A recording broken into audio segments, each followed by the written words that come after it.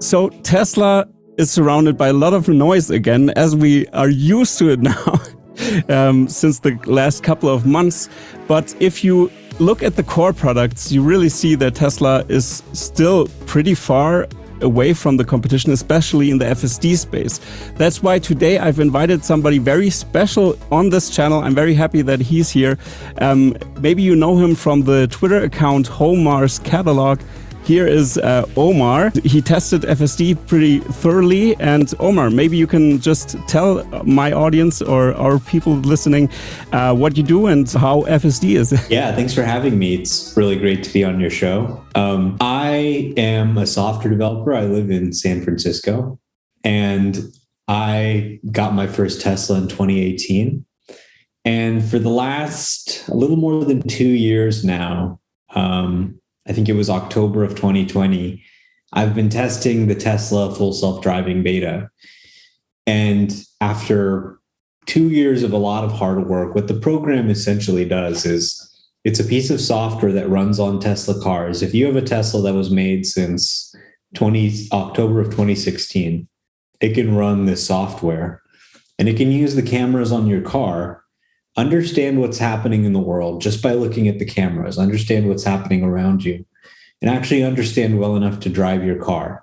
And you can just punch in an address in the navigation system, and it'll take you all the way there, door to door, parking lot to parking lot, often with no takeover. So when I started, I was one of the first 200 people outside Tesla to get FSD beta, and it was much, much worse than it was now. Of course, we were all amazed at the time because we'd never seen our car make a right turn or make a left turn, but it failed quite often, right? You would have to take over many, many times per drive. Oh, after 2 years of a lot of hard work, gradually increasing the testers, Tesla has reached a major milestone, which nobody has ever done before in history, which is they've released the software to the public, which means anybody who has a Tesla in the United States or Canada can go into their Tesla, subscribe for $200, and get the full self-driving beta for a month, or they can buy it with their car and get unlimited access. And they can download the software and run it and ask it to take them anywhere within North America, and it'll try and take them there. Simple as that. So this is a major, major milestone. Enormous work was required by the team to get to this point where it can be released. It's, it still is a driver assistance system. You have to monitor it. So it requires your attention all the time. People are reporting that they often have zero takeover drives where it's able to handle everything. Staying in the lane, changing lanes, a pedestrian runs out into the street, roundabouts, intersections, four-way stops, everything. So I think for those Tesla fans in Europe who have the old Autopilot, which is now years old at this point, it's kind of hard to imagine until you experience yourself what your car is capable of. But when this latest software gets out into Asia and Europe, people are just going to be blown away by what it does. It's light years ahead of what the old Autopilot can do. Yeah. Yeah, that's pretty crazy. I've seen videos, especially also from you, of course, and I really enjoyed watching them. And even the longer versions, I really look at them and see, because I want to know the edge case. I want to see what's happening there. And what I wanted to know from you is, in the context of everything, of all the buzz we hear right now, do you think it's one of the most important topics right now surrounding Tesla? Because we all know the short sellers are popping up everywhere now because Tesla is down so much. But do you think it's something that is correctly mapped, the Tesla price target, or do you think it's totally out of the blue, more or less, in comparison with the surrounding technology and everything? Well, I definitely do think it's underappreciated. For a long time, Tesla's EV business was underappreciated, and people said, "Oh, well, EVs will never work, and actually, a gas car's better." And oh, well, maybe we need hybrids. And people just didn't believe in the idea of battery electric cars. Now, with the Model 3 being successful, being profitable, becoming one of the best-selling cars in the world, and the Model Y building off of that, people have started to realize, okay, there may be something to this electric car thing. And now you've seen everyone in the industry say, okay, we're going to make electric cars and get their own models out there. But in a way, electric is almost the least interesting part of Tesla now, because everybody has accepted, okay, electric is the way to go. And they're going to do the work to scale production and make that happen, and be able to make a lot more electric vehicles than anybody else probably. In 2022, Tesla was the number one largest producer of pure electric vehicles in the world again. Although BYD had some great growth, Tesla came in number one again, same as last year. The production story is just incredible. But really, there's three parts to it. There's electrification, digitization, software eating the car, and software really becoming key to the experience of a car. Whereas software didn't really matter before, in the future, software is going to be one of the key things that people look at when they pick a car, because our cars are becoming like smart cars. They're becoming like smartphones, the same way we had a dumb phone before, and it was just used to make phone calls. And now we got this smartphone where we're running all these different apps, all this different software on it. That's essentially what's happening with the Tesla. You have the Tesla user interface, the ability to open your phone and preheat your car so you don't have to get in when it's cold, and the ability to watch Netflix and YouTube and play games on your car. Real These games. things are going to become real games, like Grand Theft Auto 5 on some of the highest end I've seen cars. That's awesome. Yeah, I mean, it's crazy. You can really run pretty much any PC game. So these things will become more and more important as the cars become more and more autonomous. And it's kind of funny, people don't really believe in autonomous because people have been developing it for so long. People feel that they're kind of a fool if they believe it's really coming. So they say, oh, well, it's 10 years away or something. But here in the United States, I've ridden in a driverless Waymo car, a driverless cruise car multiple times. It can be done safely with today's technology. There's real progress here, and it's pretty clear to anybody who's watching what the trajectory is. The trajectory is that they are going to accomplish becoming safer than a human driver. It's just a matter of when. So this is obviously going to flip the table on the entire auto industry.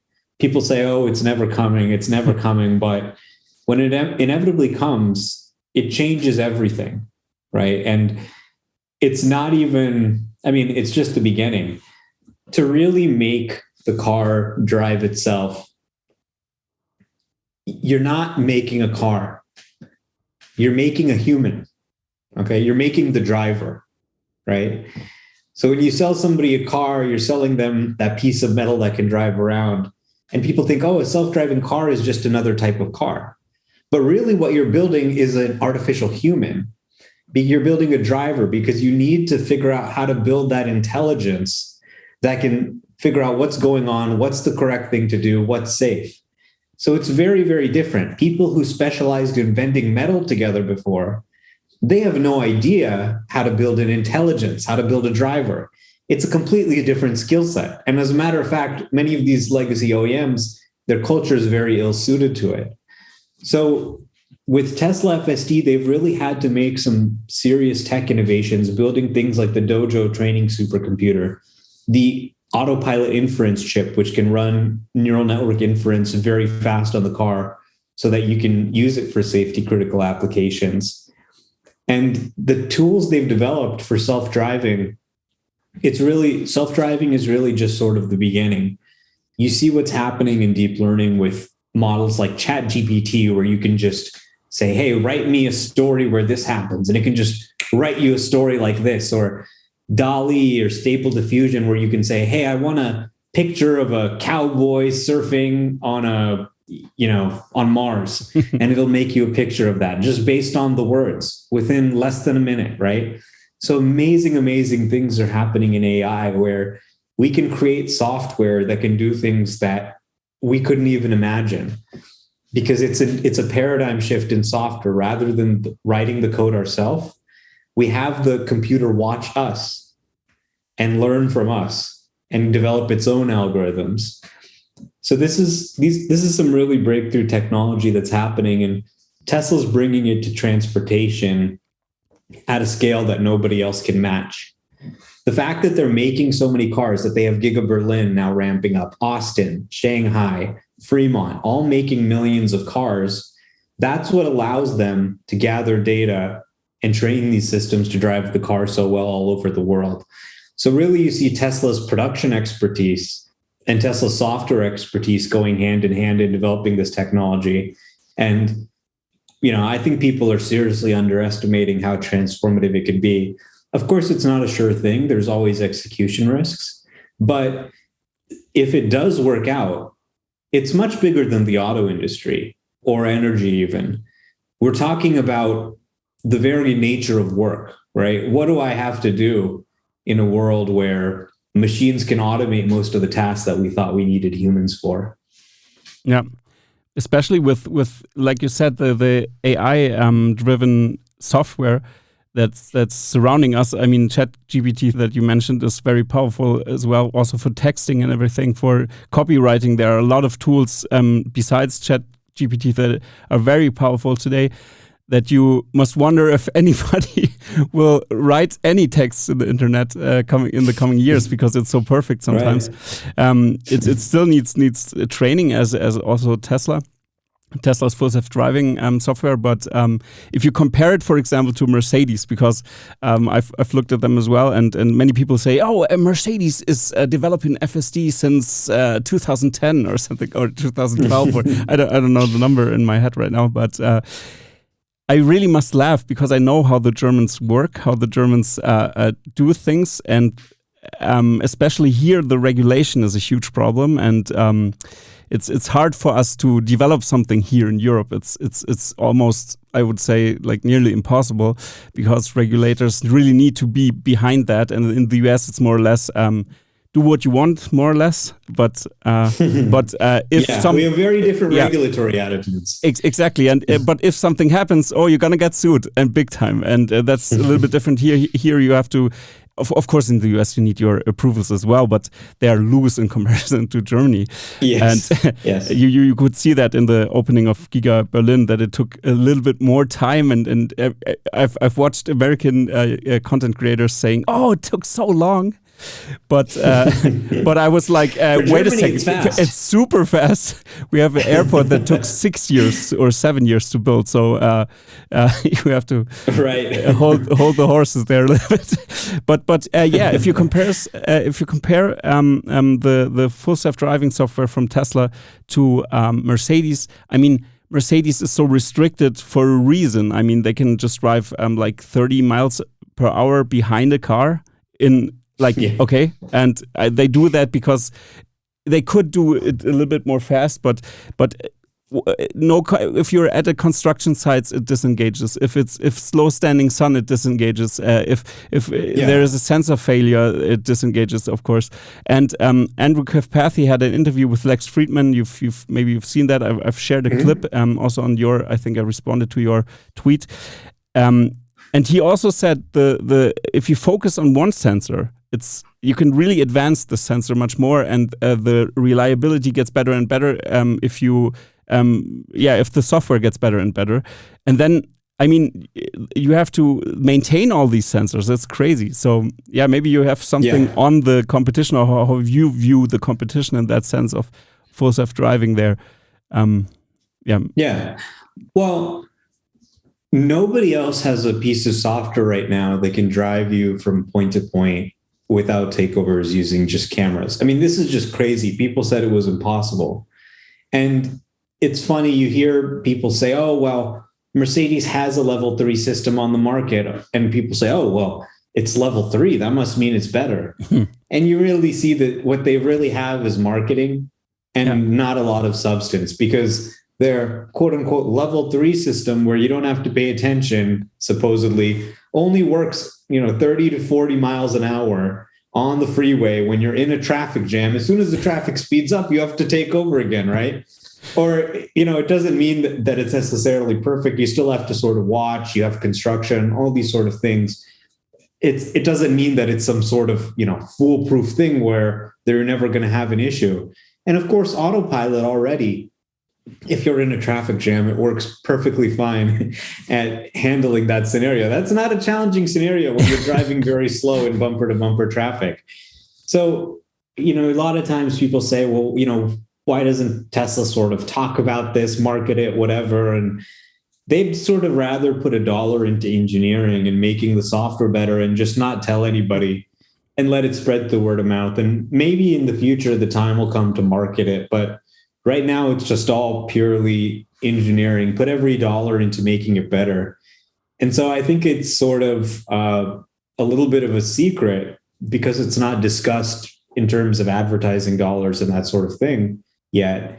But for people who really look, there's nothing else quite like what Tesla's doing out there. Nothing in the world.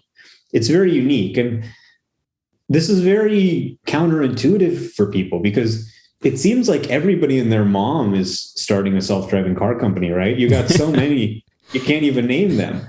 But they're all using LiDAR, using this spatial approach, really leaning on the sensors to say, okay, there's something in front of me. They're not really developing that understanding of the world that's generalizable.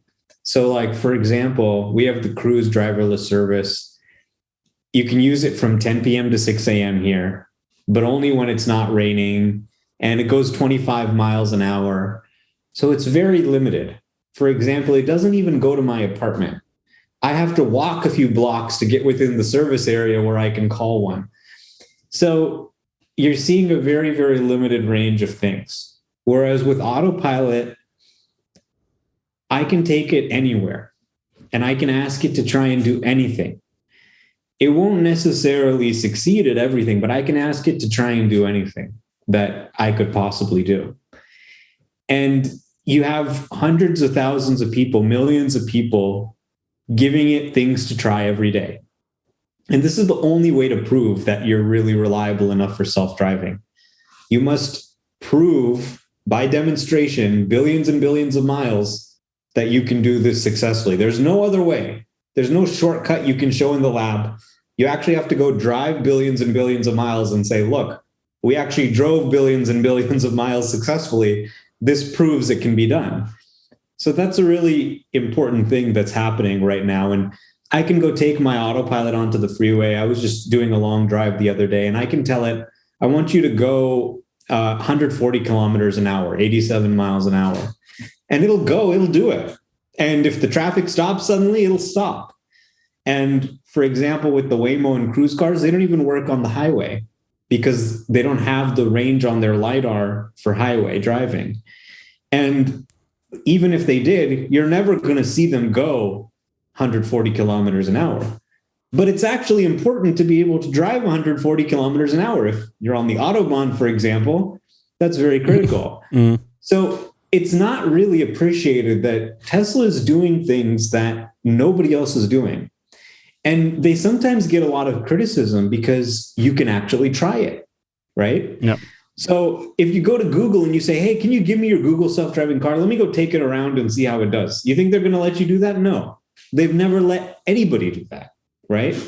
Why? Because it doesn't work. It only works in a very specifically pre-mapped area. They scan everything and they know exactly where everything is ahead of time. The Tesla's just looking with the camera and trying to figure it out. It's very, very different. It's so crazy.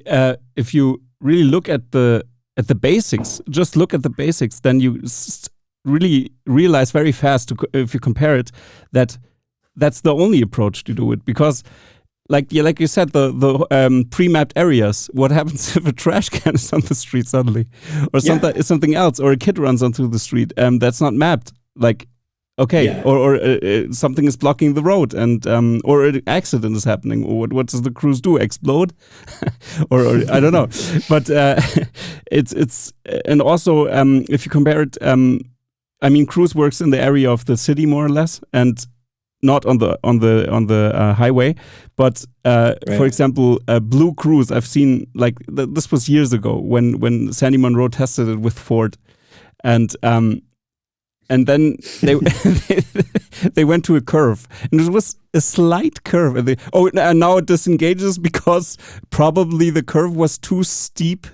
Okay, come on, and and in comparison to the city, and I'm so astonished by the videos, especially in San Francisco, where I mean.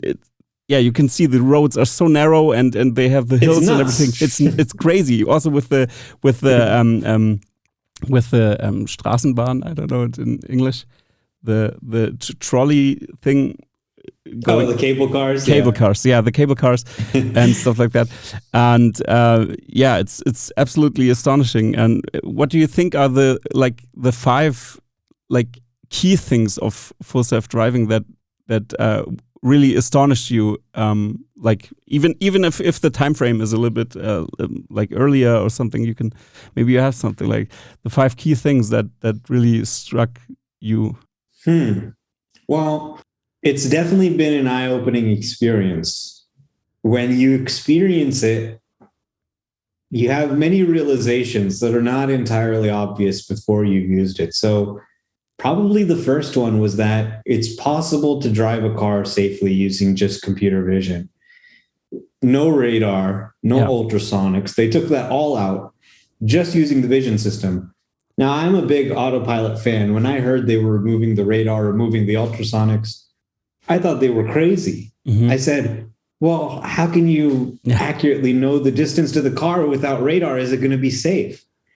And here I am a year later, I use it for 95% of my driving. It actually works. That's crazy. And not only does it work, if it's rainy, if it's foggy, in all kinds of really difficult conditions, it works perfectly. And again, I use it for 95% of my driving. So that was very surprising and counterintuitive that that's possible. But once you realize it is, you go, okay, wow, there are so many benefits to this. They can now cheaply add this technology into any car and give that safety benefit to people. They can now have a system, people say, the vision system will never be good enough. You need other sensor modalities.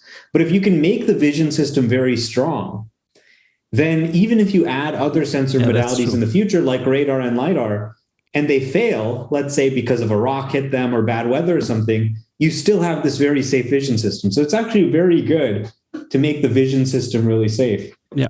Then the next thing that really struck me was that even today in its limited state, where it's far, far behind really what a human can do in many ways, it can already start to see things that I miss. So, for example, it starts moving because it notices the light's green before I notice the light's green. It actually slowed down for a yellow light before I noticed that the light was yellow. It noticed a pedestrian that I didn't see, right? And I said, oh, what's it stopping for? Oh, there's actually a pedestrian coming, right? Or when there's a cyclist coming up behind me, it just moves over. And I go, what's it moving over for? Because the cyclist is still behind me. I haven't seen it, but the car has already seen that it's coming, right? And so it moves over. And if it was going to make a right turn, it already knows that guy's coming. It doesn't even have to look over the shoulder. It's always looking in every direction.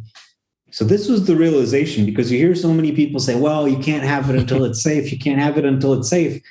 But then you realize, wow, there's actually a lot of safety benefits, even in a very primitive state when it's far away from being driverless. This is a really powerful capability to have, not only when you're driving, but running all the time as an active safety feature, alerting you, stopping you, that sort of thing. And yeah, I think it's really sort of profound. I'm not sure,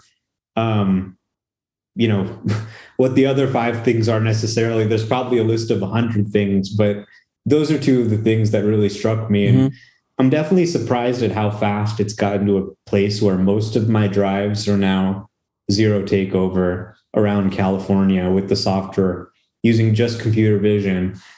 And they give you some stats in the app, and it handles about 90 to 95% of my miles driven.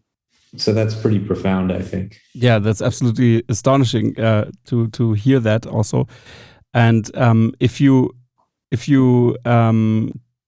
would go back to a regular car, have you experienced that again? And have you how did it feel? Were you like more anxious and stuff because oh God, I have to look at everything? So how you are used to your experience? That would also interest the audience maybe, because we don't have that here. Yeah.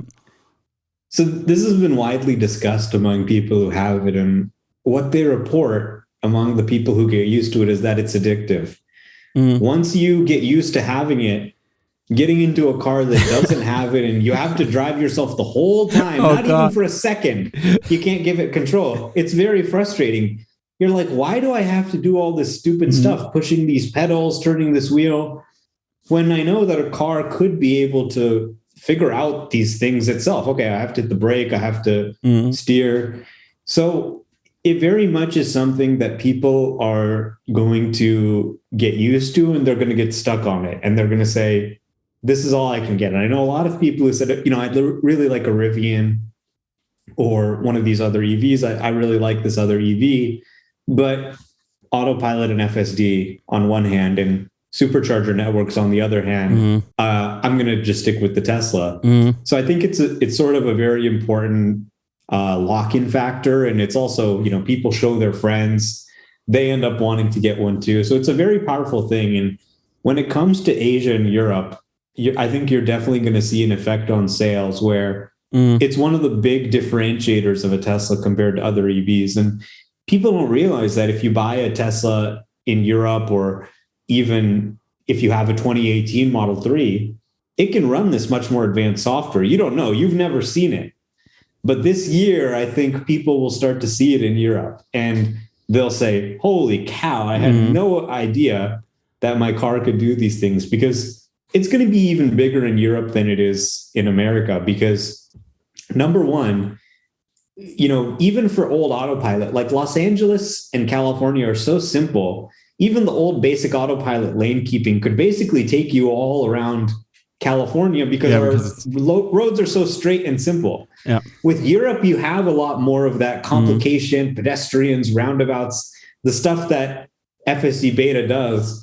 And you guys are going to get it when it's at a much more advanced stage than when we first got it. Yeah. So I think people are just going to be completely blown away when they see what it can do. And it's only a matter of time. People say, regulations, whatever. But as the European automakers start to want to offer their own products, the regulations will move, because any place that does not have autonomy or is behind on autonomy is not going to be able to be economically competitive with the places that have it. So it's going to be a very important thing, even sort of an important national security thing. And people are going to be surprised by how fast the technology spreads around the world, because at the end of the day, it's a life-saving technology. Exactly, yeah. And regulators want to save lives. If they can see the data that, okay, having this technology can really help reduce crashes, then they will support it, at least as an active safety feature. So I think at the very least, you'll see highway autopilot just completely replaced with the new FSD beta stack this year. And hopefully you'll also get the city streets beta start in UK, Netherlands, at least some European countries. Yeah, I also hope that it comes sooner than later, because also here, we also need these safety features, of course, and I think it's going to be a huge, like you said, selling factor here as well. I think the benefits on German roads especially is that our markings are always flawless here, like very bright and everything. You can see everything very good, and they're replaced very often. So if something is not really visible and clear, they're gonna just paint it new. And so the Germans are very proud on the streets. That's good. Yeah, but so the markings are very good. Here we have a different system with the traffic lights. They are on our side, not on the opposite side of the street. So that's a little bit. But that's the easy thing for the car. It can see better, because that's also a factor. We always have to lean over. And or there is a second one on the left sometimes, but the B pillar is sometimes blocking the view or obstructing, stuff like that. So that should help. It'll just show everything right on the screen. Exactly. You won't have to look. Yeah, exactly. And and also think even if Germany is a little bit slow and delaying everything and saying, oh no, wait, let's just artificially slow it down and wait until Mercedes catches up more, and then I think they are in behind closed doors are making some deals. I don't really know, but I assume so. But if I think if they witness that, and the US has FSD like open for like 1 or 2 years, how many years do they want to sit on the sideline?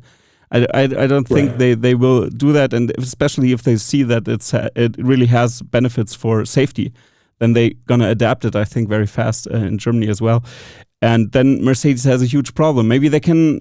I don't know. Maybe what do you see with the future of FSD in comparison to the competition, more or less? Because we all know they really don't have a chance of doing it with LiDAR, more or less, because it's not cost competitive. Because even if it works with that as well, if you calculate it down, FSD is more valuable and easier to update, because you're just going to put an update in. Cameras are cheap. Just put it in. Yeah. And what do you think? Maybe do you think Tesla will license this software or this hardware and software or this technology to competitors? Do you think? Yeah, I do think they'll license it out. It makes sense. It costs very little to give them the hardware, and it's better to just get everyone on your software, collect all the data. And I think they'll sort of have to do that. You can then leverage everybody else's production. Elon has said he's open to this. So it really just is inevitable. You can't stop it. It's like saying, European regulators are going to block the smartphone. Yeah. Sure, they could in theory put a law and say, okay, smartphones are not allowed, but it's like the force of technology that's so powerful, so disruptive that the whole world is changing around you. You can try and fight it, but you can't win long term, right? AI is just a really powerfully disruptive force that's going to transform our economies. I mean, one feature Tesla is working on is automatic collision avoidance. So what automatic collision avoidance does is it uses the FSD beta vision system, the same vision system that drives the car, and it runs when you're driving the car yourself. And it won't allow you to crash. Automatic collision avoidance. So if you try and hit something, it'll brake. If you try and steer into something, it'll move your steering wheel the other way automatically, right? So what you're really going to see, and what their goal is to make a car that's impossible to crash, whether you're on automatic or manual.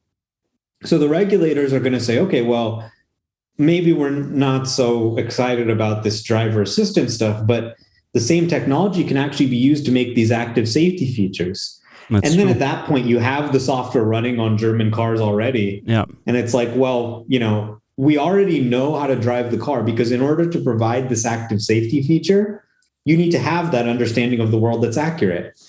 So why not actually let the car drive itself? And they'll realize that when I drive the car, I drive fast. If there's a yellow light, I push harder on the accelerator to go faster.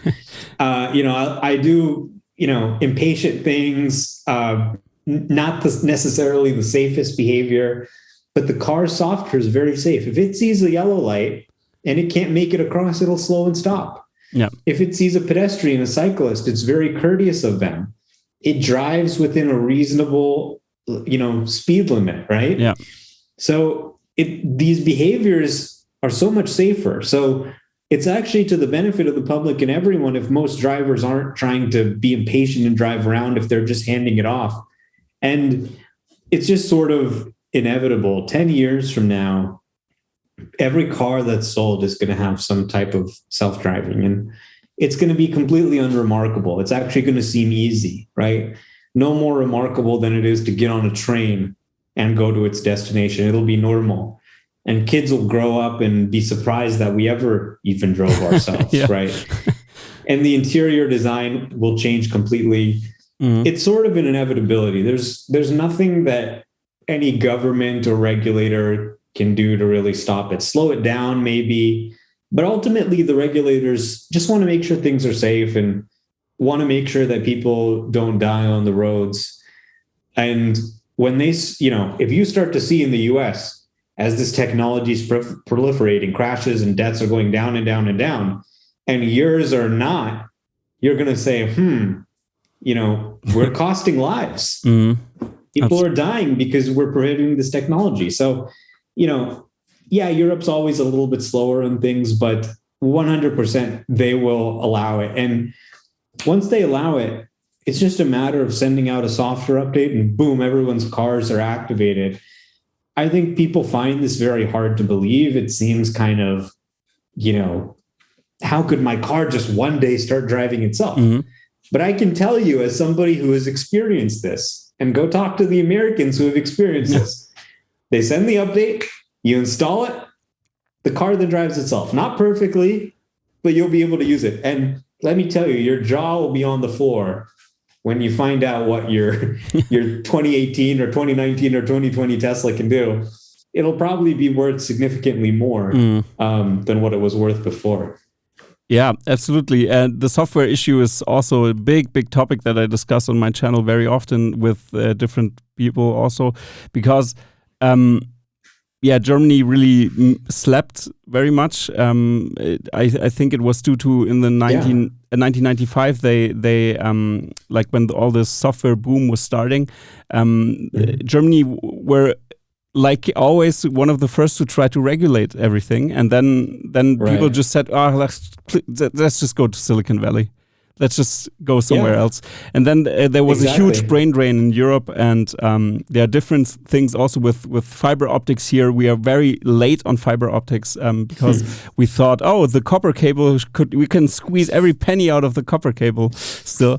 And with vectoring and different technologies, and we have a huge telecommunication company here, the Telecom, that you also know is very monopolistic in Germany.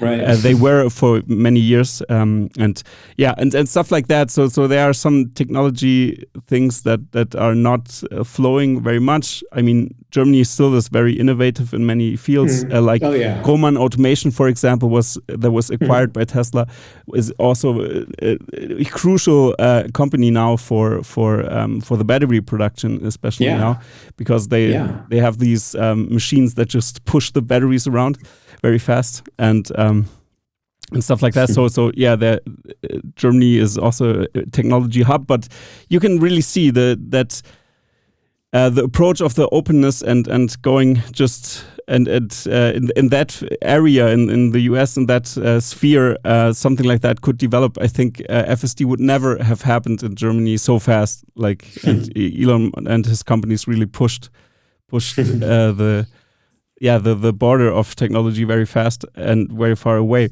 But we really do have to give the American regulators some credit. I think the attitude is very different. In Europe, it's sort of like everything's not allowed by default unless it's allowed. Whereas in the US, it's more like, okay, if we didn't think about a law yet, then you can sort of do whatever, right? That's true. And people are generally much more business friendly here. So I think the European attitude is, okay, let's let the Americans figure it out. They can work out all the issues, and then, we can bring it here when it's more tested. And I think that's great. And, Germany, extremely innovative place, great engineers, a lot of great technologists. I mean, personally, I just love Europe. I love visiting Europe and seeing Europe. And I think, people are going to be really, really excited as some people start to get their hands on the beta in Europe this year. I predict it'll happen before the end of the year. Probably not open access where anyone can get it, but I believe they'll start doing a beta program where they have a limited set of customers that can try it out to help gather data, and you'll start seeing the first sort of YouTube videos like mine on European roads. And once it's in one country in Europe, people can really drive it all around. So I think it's going to be really interesting what happens this year. And this is going to be a really transformative year for FSD, where a lot of people really start to get it this year, because now for the first time, it's actually available for anyone in the United States. And you're going to see the first signs of availability in Europe, Asia and Europe too. Yeah. What do you think? What are you focusing on more? Also in the broader context now, not only FSD. So if you look at Tesla and the competition and technology, so what are you focusing on? Because what I hear is very much from your first-hand approach, from your experience with the software itself. It almost seems like if you look at the discussions in the Tesla bubble that we are in, and especially me with I have a smaller audience, so my bubble even is maybe a little bit smaller. If I look around that, I see that the focus is totally somewhere else. It's just about the stock, more or less. It almost seems like that you are just focusing on the core products and just looking at that. But how do you analyze Tesla? What's your approach? That would be very interesting for me. Well, I think you have a lot of people who do not know anything about investing, right? Who maybe bought some Tesla stock, and the stock market, the economy, especially growth stocks like Tesla. I mean, Tesla ran up like crazy during the pandemic, right? And probably some novice investors thought, okay, this means it's going to go up forever. They've never seen sort of a stock get ahead of itself a little bit. So the stock doesn't really matter at the end of the day. The stock price is not important. Imagine if you sat through some of the greatest revolutions in human history. The French Revolution, and you're checking the stock prices of what the companies are. The computing revolution, and you're just looking at the stock prices. You're not looking at the world changing. The iPhone comes out, and you're just looking at Apple's stock price. You're not looking at the world changing because everyone's getting a computer in their pocket. So I think, the stock market is just about people's expectations, right? And people's expectations can be wrong and they can be right. And sometimes they get a little ahead of themselves. People get a little too excited. The stock keeps going up and up, and people go, oh my God, they're going to change the world. It's going to happen next week, and it's going to be so great. And then they realize changing the world's actually hard. It takes a lot of hard work. It takes a lot of time.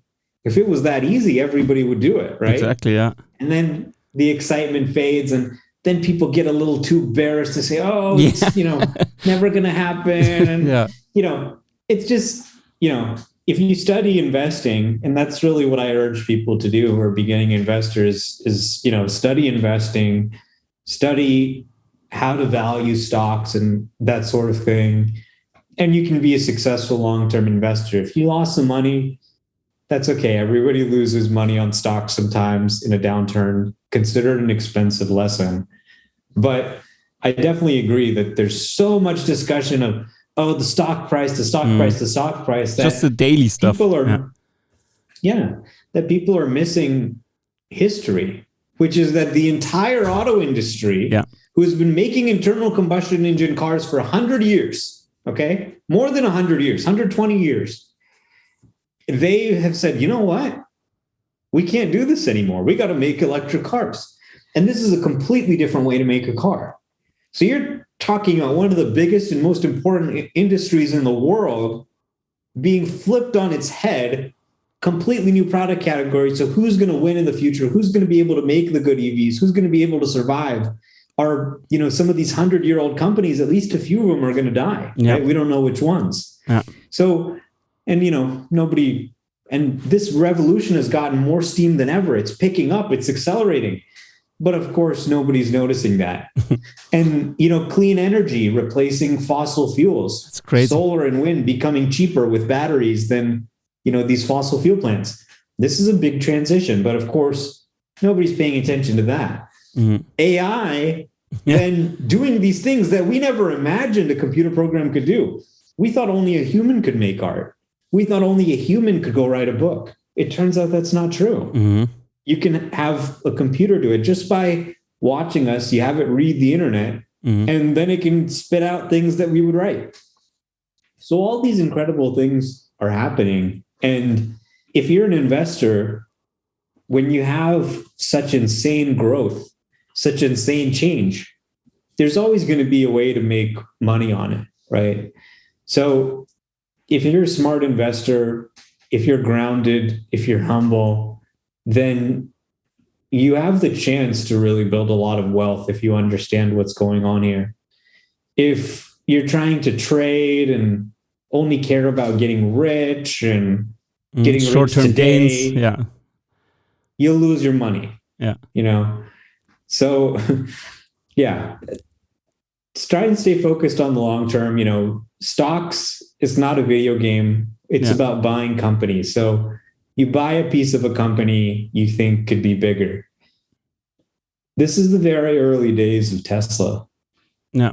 Right now, only a small percentage of the world's cars are electric. Yeah. I think by the end of this decade, by 2030, there's going to be more electric cars sold than gas cars. Mm-hmm. More electric cars sold than gas cars. So they're going to start being on the decline. You're starting to see like Amsterdam and the UK and California say, okay, past this date, we're not even going to allow the sale of new gas cars. Yeah. So we're at the very, very beginning of this big transition. And right now, almost no cars that are sold are autonomous. Mm-hmm. Actually, none of them are. Mm-hmm. And in the future, all of them are. Mm-hmm. Okay. So we're at the very, very beginning of this big transition. And really, when you buy a company, you're buying the team, right? You're not buying the products. It's okay. Yeah, these are the products they have today, but also what is the team that came up with all this amazing stuff going to think of next? Yeah. Right. That's also what you're buying. So I think this is an enormous opportunity. There's a lot of not so smart retail investors who are crying because, frankly, they learned an expensive lesson. It doesn't have anything to do with Tesla. Mm-hmm. It's just you don't buy things at the top and put your life savings into it because you're sort of FOMOing and thinking, oh, I missed the boat. Yeah. This really has nothing to do with Tesla, the company. And it's sad that, so many people are sort of taking their anger out at Elon or Tesla when really they should be saying, I messed up. Mm-hmm. I lost my money. I lost some money trading Tesla stock too. I mean, not necessarily like realize the gains, but there were times when I was buying it and it kept going down and I just didn't have judgment. Maybe if I'd been a little more honest with myself, I could have said, okay, let me wait more and get it lower.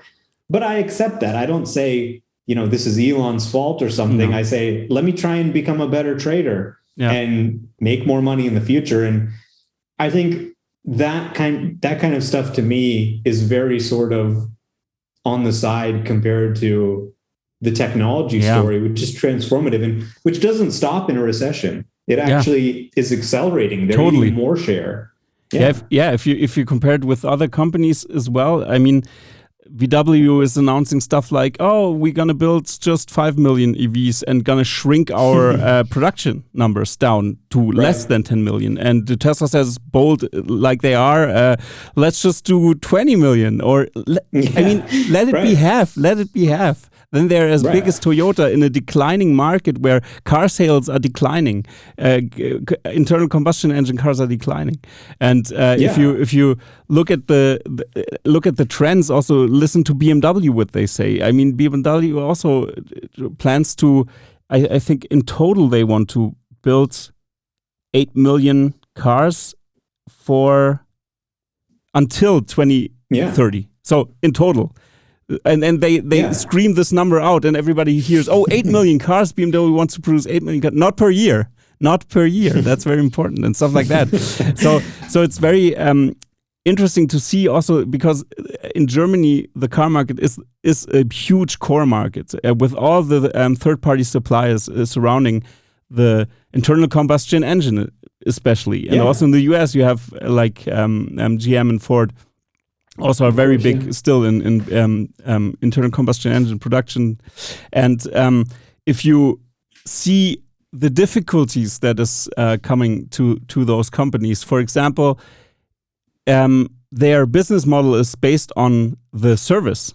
And now think about declining sales of internal combustion engines. Who is going to provide the spare parts? Guess how fast they're going to shift and just say, okay, we don't have parts anymore. You can't you can't do that. But we have laws in place, so then people will sue the companies, and that's another thing that's coming for the old legacy car companies problematic.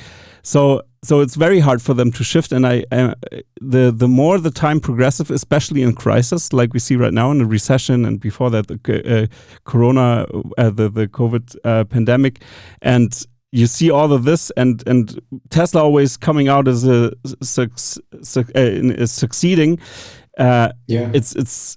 It's just a matter of time. I mean, VW replaced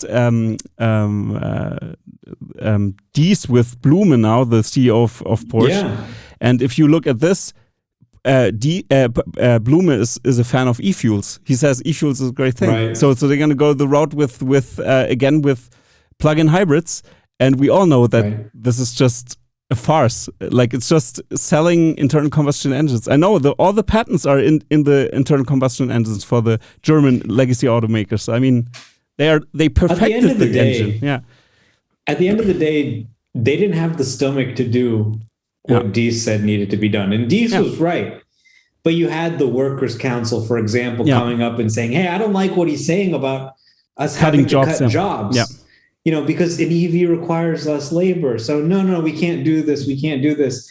And there's so much resistance from the status quo to change. It's a classic innovator's dilemma situation, which is a great book on why large companies don't innovate and why it's so hard for them to innovate. But it really is like a house of cards in so many ways, right? Yeah. People don't realize because they see, these great legacy automakers, they've been around for so many years. But for example, let's say that people stop buying internal combustion engine vehicles because they're not allowed in certain city centers and they're just older technology. And so the price starts to fall. And as the price starts to fall, now the expected value of the future collateral is less. So the financing then gets more expensive because the value is uncertain. And then right now people are saying, I don't know where the EV charging station is. As EV charging stations start to pop up everywhere, in every parking lot. Yeah. And then the gas stations actually start to go under because they don't have enough customers. So it gets harder and harder to find gas. People can't really imagine this stuff because it goes fast. Sometimes we expect things to just continue in one direction forever. It's hard to imagine things changing. Like in 2008 in the US, people just expected home prices to go up and up and up forever and never come down. And so when they started coming down, it was this whole sort of house of cards that collapsed because nobody expected this to be the case. Similarly, the whole auto industry is built on these assumptions that you're going to have the internal combustion engine, that you're going to need to service the vehicle, that you're going to have a situation where this car retains its value, right? The whole industry isn't designed for a scenario in which a major technology like the engine becomes obsolete. Yeah, totally.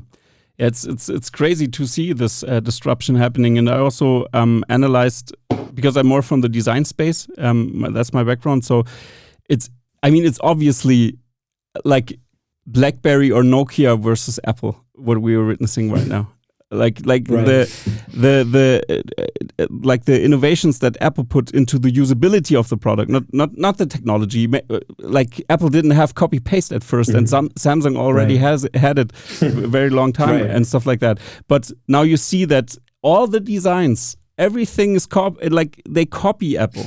Everybody's copying Apple more or less, and they have the philosophy of getting rid of things. If they could, they would get rid of the mobile phone. So even if they can, if they sell this product, they won't stop innovating in that regard. And I see Tesla in that same category. And I think BlackBerry is such a great comparison because of all the buttons. And we all know that especially also German cars and the Fords and everything, they all like their buttons, but the Germans are like crazy with the button for everything and every small thing. And I've seen, I was laughing so hard. It was the BMW iX or how's it called? The new one, the newer iX7 or iX5. I don't know, this luxury limousine.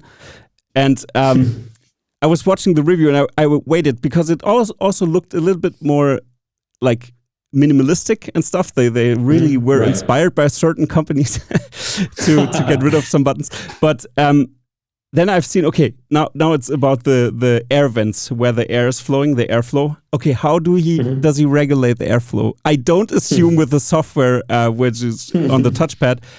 And guess what? There's a small, and I kid you not, a small nipple below the dashboard where you can adjust. Oh my God. Adjust that's ridiculous. that's really ridiculous. And I mean that's a $150,000 car we are talking about, or even more. It's ridiculous. So software is key. Sometimes you see a company emerge that just has such an innovative team that everybody looks at them. Yeah. And Apple was one such company. They were really rethinking designs from a fundamental perspective. Exactly, do we need buttons? Let's start with a screen. Yeah. And Tesla's exactly the same company. As the whole industry moves to EVs, they're all looking at Tesla. So Tesla set an example with software, with minimalism, that's sort of infectious. And you see everyone trying to copy them, but much like Apple and Samsung and the others, there's always a difference between the original pure idea and sort of the copycat distillation of it. Yeah, totally. Yeah, I think also it will unfold even more and more, and the gap will be bigger and bigger. And like German Auto already like threw the towel into the ring more or less, because they want to lower production numbers. They shrink. They will shrink the market will shrink totally, and they just focus on the luxury segment. But my thesis is, what is luxury? Luxury for me is, does my car remember my settings? Does my car open the door for me when I approach it? Does my car drive myself around like a chauffeur? Like a driver, and does my car do all these things? This is luxury for me, not really the leather stitching or anything else. Because if they do that as well, I mean, they could do it. They could do a premium interior version for $20,000 on top. People would buy it, and I think, that's easy, especially with Giga Germany now. Because you see the paint coatings now, the Germans are good in quality control and everything, and they have good stuff here. And I think this will be improved, because guess where all these third-party suppliers will go when the German Auto shuts down or goes lower and lower with production numbers. Where do you think they go? Tesla would cherry pick the best ones in Germany, and many third-party suppliers here in Germany are really fed up with the hard contracts that, like, over the years, the contracts were getting worse and worse here in Germany. And if somebody else comes and says, "Oh, I'm going to offer you a fair deal," how about that? Then we say, "Okay, goodbye." And EBM Parps is a company that produces air vents and ventilation systems for the BMW, for the front, for the cooling system. And they just said, we're going to switch now to service. We're going to cancel our contracts. We're done with the auto industry. And that's a big deal. And you can see the dominoes fall now, like smaller things. I mean, things like that happened also before, but you can really see that there is a tidal change now. And it just unfolds. And I also see it like you, it's a long-term thing to witness. It's a technology shift, a huge shift that takes a long time. Maybe let it be 20 years. But imagine you can plug in, if you have electricity on your home, and if you have a house and you can plug your car in and it is refueled every day. Even that is astonishing. And if you have an efficient car like the Teslas, not like the Mercedes that are unbelievably heavy and they can drive a little bit more far, but they're not efficient enough. But that's so crazy. You have a filled tank every day you wake up, and that's a huge deal that also many people in the US also are missing. Like, oh, I'm gonna fill up my tank in 2 minutes. But I have a charged car every day. Yeah, that's what they want. It's crazy. People don't really realize how much better their life could be with this technology because they just haven't been introduced to it yet. So you're going to see a massive wave of realization happening across the world where people realize, okay, this really is better already. Yeah. And even if that step is done, then the next thing will be the robots, because then I mean, Tesla, what people don't realize, this really grinds my gears. They're solving real life vision. That's a big deal. Even just the technology, just this technology, forget the cars, just this core technology is so much worth is inside of this technology. It's absolutely crazy. Yeah, it's interesting times we live in. You have to say that, yeah. But Omar, for the end of the episode, I just wanted to ask you, what do you think how the future will look like? Do you have anything in mind? Or we already discussed many things that are happening in the future, but maybe you can give a little outlook or something that's going through your mind right now, even not related to Tesla or something, maybe even space travel or anything. You can just let loose. Yeah. Well, I think that every decade has a major technology that changes everything. Every business in the economy, it touches and makes them more efficient. Like, for example, when the personal computer first came, and instead of having to use a calculator or do your business financials by hand, you could have this computer and you could calculate everything like that. That was a revolution. And really, for 10 years or more, you saw people adopting the personal computer and getting these efficiency gains, productivity gains. And I think you saw a similar thing happen in the next decade with the World Wide Web. Yeah. And now people could connect their computers together, exchange information. And then I think you saw a similar level of innovation and change with the mobile phone, where now you have your computer, you have the web, but you can carry it with you in your pocket. Yeah. And all of that really gathered all this data on the internet that is allowed for this next revolution, which is going to take place over the next decade, which is the AI revolution. And this will probably be bigger than any of the other ones and is going to change everything about the way we live, about the way our world works. This sort of advanced software is going to be able to do a lot of things that we thought we needed humans for before, and is going to make every business more efficient, going to allow them to provide products and services to people that just wasn't thought possible. So you're going to see people's lives bettered a lot, especially lower income people will be able to have access to a lot of luxuries that before were too expensive for them. So that's really what I'm watching. You look at all these different AI projects that are happening and they're just doing phenomenal things.